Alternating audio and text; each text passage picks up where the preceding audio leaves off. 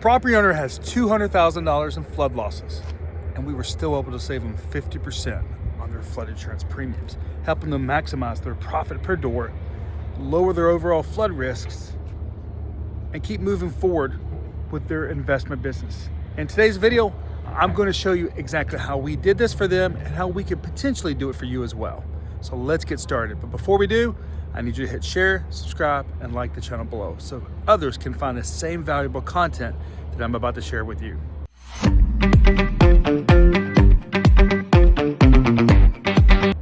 Hi, I'm Chris with the Flood Insurance Guru. More than a decade ago, I bought a house in a flood zone, and I almost lost that house because of high flood insurance premiums. And I've been helping real estate investors like yourself for more than a decade maximize profit per door, minimize flood risk, and minimize flood insurance cost. And today, I'm talking about a scenario that we recently got done helping a real estate investor with, where our property had $200,000 in flood losses. Premiums were going to be ridiculously high. It was going to absolutely kill the profit per door. They felt like they had no hope. They didn't know what they were going to do. They wished they hadn't bought this property. There was a lot of different things going through their mind.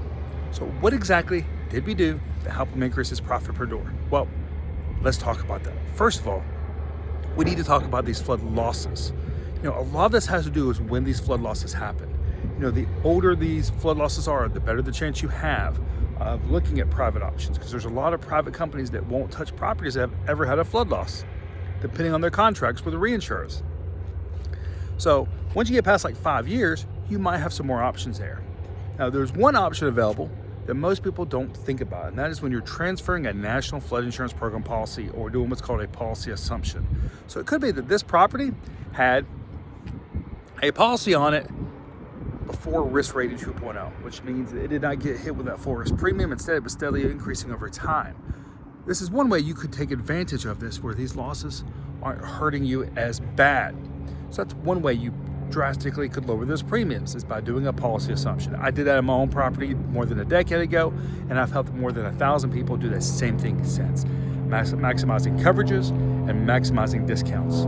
The next thing to take a look at here is understanding what private market you're working with. By working with a flood insurance expert, someone who has a lot of knowledge just not about the marketplace, mitigation, underwriting, all these different things, whether it's us or someone else, this is something you want to take a look at. Because when it came to these losses, most companies had actually already declined that we went to. The problem was that they weren't providing the right report for mitigation changes. For example, when these flood losses happened, was the basement filled in? Was the crawl space filled in? Was water redirected? However, things changed where they're not going to happen again. When you can show a private company that, sometimes they may change the rate for you because they can see that the risk is different. It's exactly what we happened to a real estate investor in Houston who was using cement pillars to rebuild a structure that were water resistant.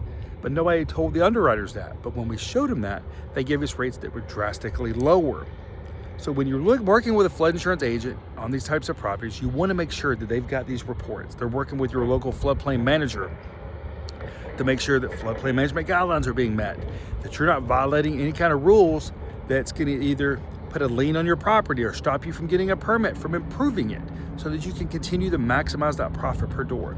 Now, in this particular situation, some of these claims were older. We were able to go to a private market, and we were able to get them the full replacement cost on these structures, which was roughly $5 to $10 million, instead of just that $500,000 that the federal program offers. We were able to help them get that loss of use or the loss of rent. So if these things flood, they've now got that loss of rent to protect their budget. Now, these are just some examples of what you should be looking at as a real estate investor when getting that flood insurance, analyzing the risk, and all these different things. So if you're a real estate investor and you're trying to figure all this out to maximize your profit per door, in the description of this video, you can download our guide for real estate investors when it comes to flood insurance. Understanding how to potentially forecast premiums over the next 36 months, maximizing your profit per door. Are you in a floodway, which could have a massive impact on your profit per door? I'm Chris with the Flood Insurance Guru, and I look forward to speaking to you in our next video. Thank you. In a non-coastal area.